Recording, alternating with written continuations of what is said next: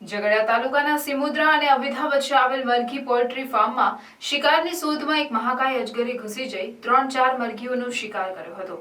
One વિભાગે દોડી જઈ ભારે જહેમત બાદ તેને ઝડપી પાડ્યો હતો।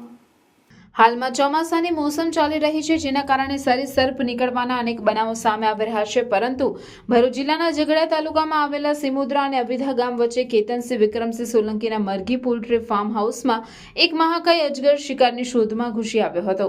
આ સમયે અજગરે મરઘી પોલ્ટ્રી ફાર્મમાં જાળીમાંથી અંદર પ્રવેશી 3 થી 4 મરઘીઓને પોતાની પકડમાં લેતા મોત થયા હતા।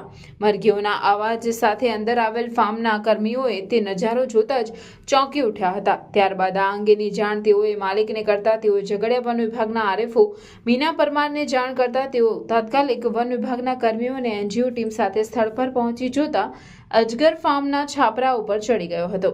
જે બાદ એનજીઓ અને વન વિભાગના અધિકારીઓએ ભારે જહેમત બાદ અજગરનું રેસ્ક્યુ કરી તેને ઝડપી લીધો હતો। ઝડપાયેલ બાદ ડોક્ટરી તપાસ બાદ તેને સલામત સ્થળે છોડવાની તજવીજ હાથ ધરી હતી। મરઘીઓને અજગરે પકડમાં લીધા હોવાનો વિડીયો સોશિયલ મીડિયામાં વાયરલ થયો છે।